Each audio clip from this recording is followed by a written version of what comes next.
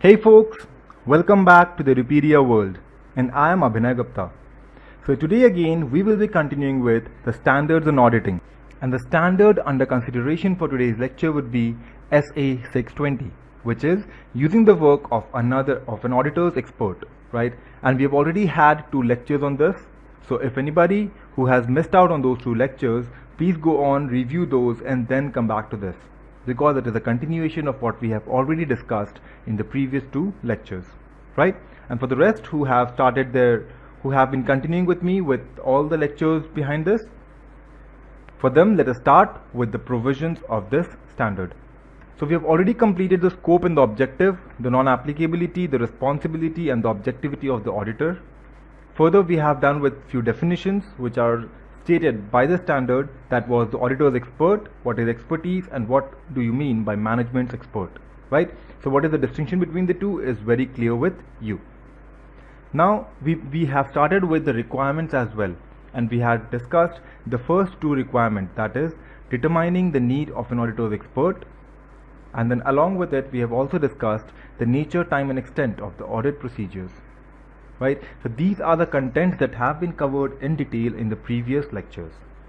And now we move ahead with the content of today's topic. And the next topic that we need to discuss in the requirement portion would be about the competence, capability and objectivity of the auditor's expert. Right? So yeah, it is the duty of the auditor, right? In the similar way as he had the duty in SA 500, that was about the audit evidences, right? He had the responsibility of evaluating the management's expert, right? The management's expert, his competence, his capabilities, his objectivities were the key areas of analysis by the auditor. Similarly, when he employs when he appoints any expert, right, an external expert to help him out with any of the audit procedures, he would also determine the competence, capability and objectivity of that auditor's expert as well, right? So we already know what competence is. Competence is basically the professional qualification, the degree that he has, the knowledge, the past experience, the clients that he has served, all of these. Capability would consider the art of using the competence, right? If or whether or not the expert is able or capable of using his competence for the purpose that is desired.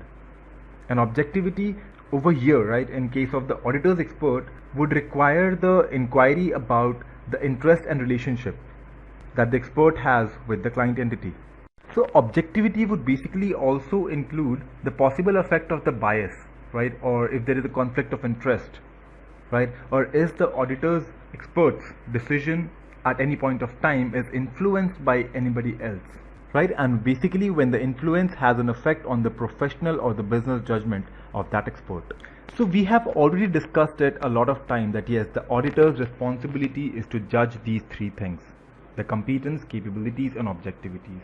But did we ever think how? Did we ever discuss about how the auditor is going to do these things? This how is also specified in this standard. The standard which is about using the work of an auditor's expert, SA 620, right? When we were discussing SA 500, the audit evidence, over there we did not have to go into the detail of how the auditor would do it, right? Because that standard was basically concerned with the evidence portion, and the management expert would also introduce some good evidences, but okay, the only consideration was that what will the auditor check.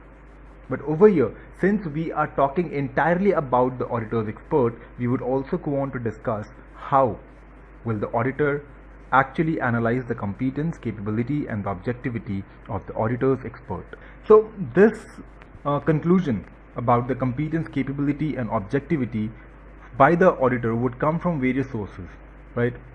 Now basically being, if that auditor suppose had some personal experience, right, with that expert, maybe on the previous client or maybe on some joint assignments or anywhere else, right? Maybe he has already appointed that expert earlier, or maybe they had an interaction during some other assignment where both of them were either appointed or employed by the management or anything, right? In any case, if you have any past experience with the auditor's expert, you will better be able to judge the competence, capability and objectivity of that expert. Why? Because you know that expert and you have the experience. right? If you have seen that yes, in that assignment he had worked very well and he had worked with this level of diligence, right, and he had worked proactively over there, but now you find that okay, there's something lagging behind, maybe he's not being very proactive, he's not giving you all the information or anything, then that calls for a situation where you would doubt the capability, or you would doubt the objectivity of that expert. Why? Because you find a variance.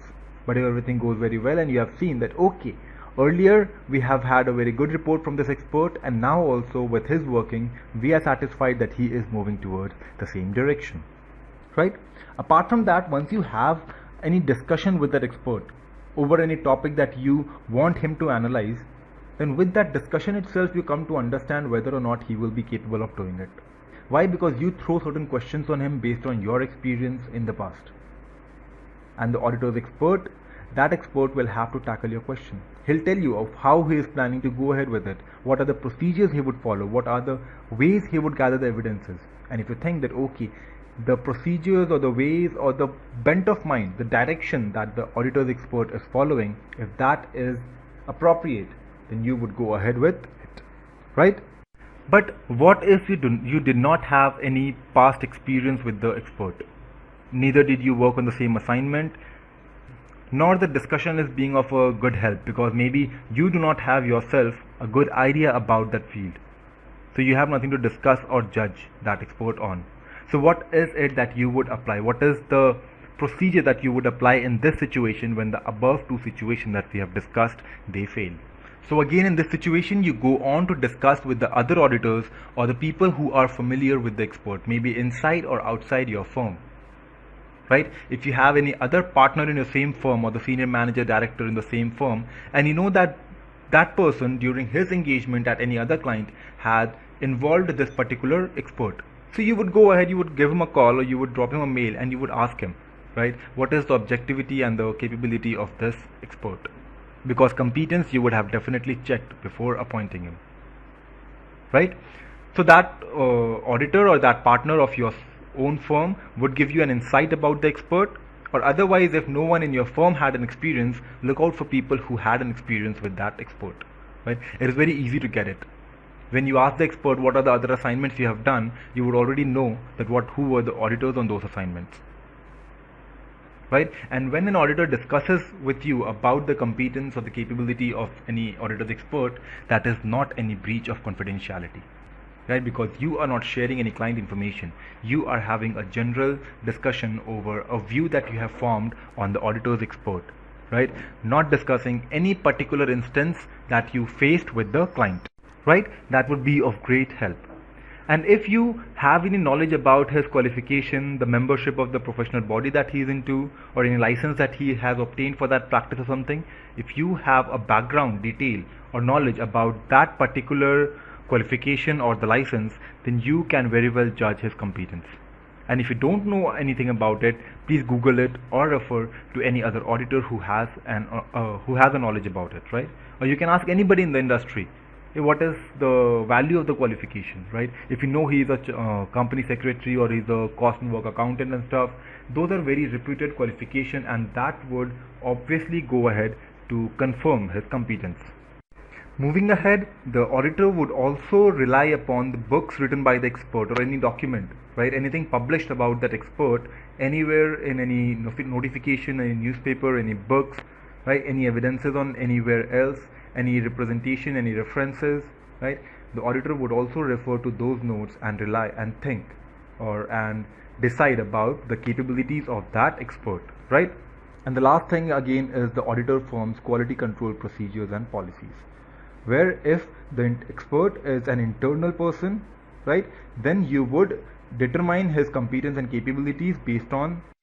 Now again, you need to think about one thing, that the areas that we have discussed about so far are again a generalized thing, right? Okay, we have seen the competency fees to that ethical body, but again understand that even if the expert has a qualification, any expert qualification from any professional body, or if he has any license regarding doing any work, right, either from any professional body, the government institute, or anywhere else, that does not mean that the auditor will be specialized in all the fields that that license or that professional experience encompasses.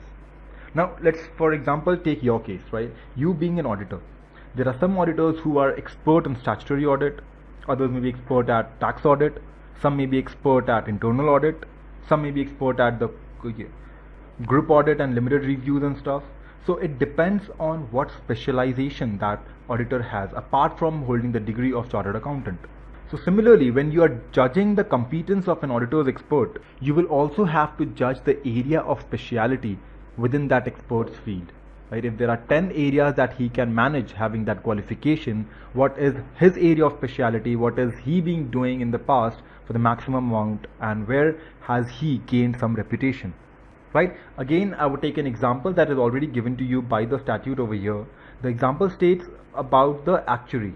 Right? There may be a situation where an actuary is specialized in property and casualty insurance, right? But that actuary may not have due expertise, right, in the fields of pension calculation or gratuity calculation, right? Or other actuary may have a good depth of knowledge, may have been providing these services throughout for the past 10-15 years in the pension and the gratuity calculation, but again may not have speciality or in calculation of the casualty insurance or anything else, right? So it always depends that, okay, although you have that competence, although you have that degree, right, still apart in that degree, if you have 10 fields, what are the fields that you specialize in? You may not necessarily specialize in all the 10 fields, right?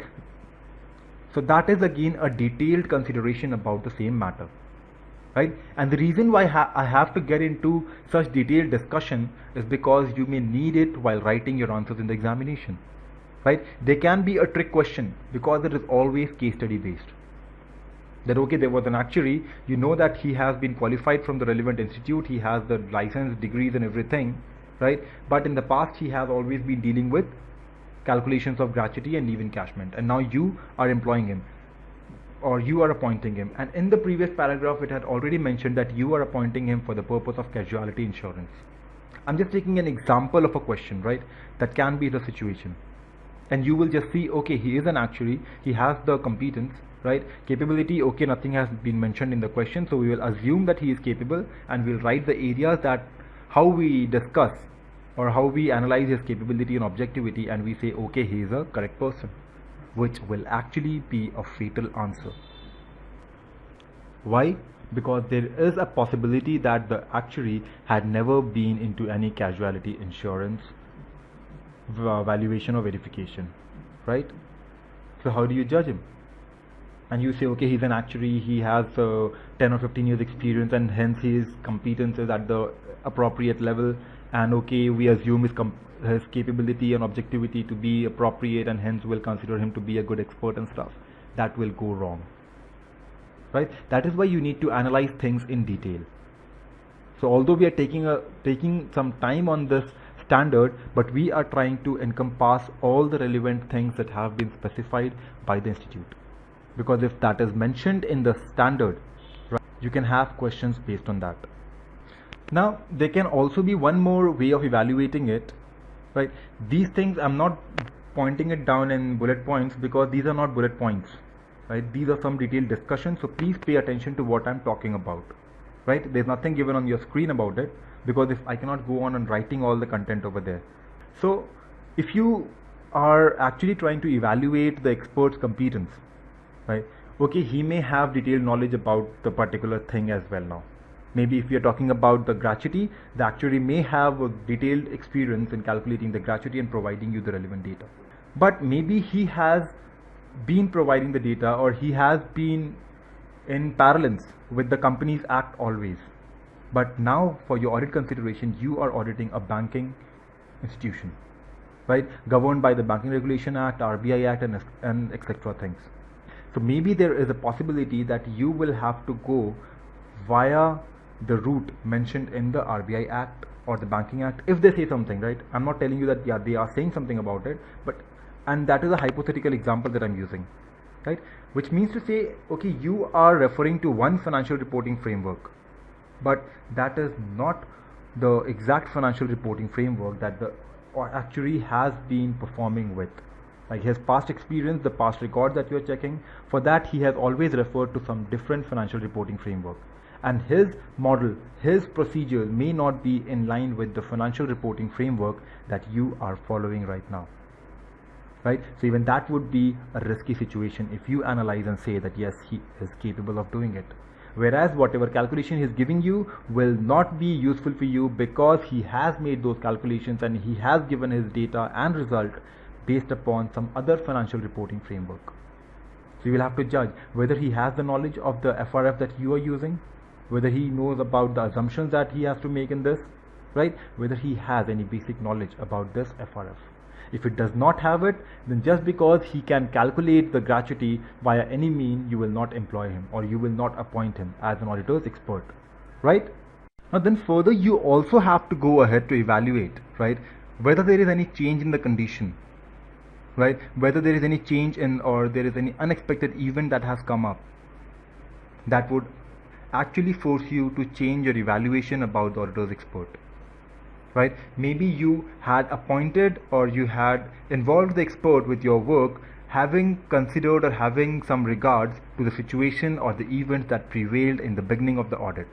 But during the period, there are certain circumstances that changed. And now you need to re-evaluate whether the expert that you are planning to involve would be an appropriate expert or not. Even that is something you need to take care about. Right? Your revision during the course about the evaluation of the expert. Right? Now, also remember that there are certain circumstances that may threaten the objectivity during the course also. Right? For example, if there is some self-interest threat, that means the expert has some interest that if he makes certain assumptions which are different than what he was supposed to make, that would give him some benefit otherwise as well. That is self-interest threat, that if he is interested in some portion, that creates a threat on the objectivity. Right? Any familiarity threat, that he is familiar with the task and he goes to generalize the concepts, that okay, generally this is what happens, I will do this and I'll be done, and he does not get into some specific details or he fails to analyze the threat that is possible to occur. Right? Then there is self-review threat, that because you are not able or you are not capable of evaluating his work very well, the expert has to review his work over and over. And when he has performed something and he's reviewing his own work over and over, there may arise a chance that he fails to detect some material misstatement. Right? And the last one is intimidation threat, if he is intimidated by any external forces. Right? So what are you supposed to do? You are supposed to analyze what are the threats that may occur on the objectivity of the auditor's expert and then accordingly design some safeguards to save yourself and to save that evidence from being disrupted. Right? And that would be maybe the professional legislation or the regulation of that expert, maybe your quality control policies. These things actually play a great role on safeguarding the events. And there can also be situations where your safeguards will not reduce the threat to an acceptable level. Why? Because maybe the expert that you have involved is the same person who has been the major person behind preparation of the data. That means if the same person is the management's expert. So you'll have to be very careful, right? You cannot employ a management's expert to be an auditor's expert as well. Because over there, the self-review threat that we have seen above comes into play. That he has prepared the data by himself and now you have asked him to review his own data. And when he prepared it, he knew that he's preparing it with his best knowledge. And he trusts his own knowledge. So review will not be that effective. Or maybe if there is any biasness, any objectivity failure in that, he would try to conceal it even now. Right? So these are some places where your safeguards would not be appropriate. Right? And the last thing that you need to consider in this context, the competence, capability and objectivity, is that you have to evaluate the objectivity. How do you do that? Right? First you inquire of the entity. Because you are auditing the entity, you cannot inquire of the expert, right? You have relevant data of the entity, you can scrutinize it yourself or you can inquire of the entity whether or not they have any relationship with that expert. Any financial, any kind of relationship, right? If they have any interest with the expert. Because that is when you are evaluating. There are 3 experts and you want to choose. So ask the management who are related to you. So basically, what are the kinds of interest and relationship that you would prefer to discuss it about any financial interest with between the entity and the expert, any business interest, any personal relationship with them, or if the expert is providing any consultancy or any service to the entity, right? So these are basically the areas that you would evaluate and you would inquire, and then at the end you would also take a written representation from the expert, right? In the SA of written representation, we have discussed about you taking the written representation from the management only, right? But this standard specifically says that you will have to also take a written representation from the auditor's expert, right? And I'm sure about that, but the books or the notes that you're following, they nowhere talk about these specific points that I have been on to discuss, right? But if you want to know that whether or not these points exist, please refer to the BEAR Act. Over there you will find all these points, right? Basically, we as students do not refer to the BEAR Act, but when the institute says that SA 620 is applicable, means the entire standard is applicable. And why basically students face problem with audit, problem with standard, is only because they fail to go and study in detail, right? You have lot length about these standards rather than just 2 pages that are given to you in the notes that you have. Whichever teacher, I'm sure the notes, they do not extend to more than 2 to 3 pages, and that is very insignificant. That is significant for you, okay, that you can get the content, that is very well for you if you want to revise out of it. But to understand and get into the details, you will at least once have to read the entire standard, right? And that is what I'm trying to make your task very easy, that even if you don't go through them, I give you all the points, I explain it to them, so that at least once you have them in your brain, it strikes your brain that yeah, these are also the provisions mentioned over there, right? And then when you go on to read whatever notes you have, you will be able to relate, and that will help you seep those things in. Tell me very truly, how many of you, when you pick up a standard, you find it as very difficult? Although in 3 hours time you finish all the 200 series or all the 300 series, and then still you remember nothing. The basic reason why you do not remember anything is that you are not able to link things. Unless and until you have an understanding, depending upon the links that you create, you will not be able to step from one stone to the other. Why? Because there is no relationship between the 2 stones that you have created. That is why, although these lectures, the classes that I am taking, you may feel that yeah, they are a little boring, they go on to extend a little longer than what you have studied otherwise, but yeah, these are what will create the relationship between the stones that you need to step on. After going through this lecture, now you pick up any book, any notes that you were following, you will find the same standard easy. If you do not trust what I'm saying, try an experiment, right? Next, whenever you pick up a standard on my lecture to listen to it, go through your notes or go through the books that you are referring. Try to read the standard for the first time. Any new standard, right, that you haven't been through. Try to read the standard, try to interpret it, try to understand it, right? Once you are done with the entire thing, then you log on and then you listen to my lecture. It will take some time, obviously it will take more than an hour for any particular standard, but trust me, try giving that 1 or 2 hours to my lecture and understand it in detail about what am I talking. And then go back to your standard that you were following with the notes and with the books that you were referring to. And if you feel that yeah, after listening to the lecture it has become easier for you to grasp and easier for you to understand, and you have got a new view, a new insight to the standard, then the purpose is fulfilled. Try giving that experiment with any one standard, and you will know whether or not you have to listen to all the other lectures or not, right? So we'll again end this topic on this small point, the competence, capability and objectivity, because we had a lot to discuss beyond what we have in our notes, right? So it took a lot of time for that, right? And we still have to go with 3 other requirements, right? And I think it will take 1 more lecture for that, or maximum 1.5, right? So please keep your patience, because you need a lot to learn still. It is not just about your examination, it's about the professional competence that you need to gain, right? So please stay tuned until the next lecture, and until then,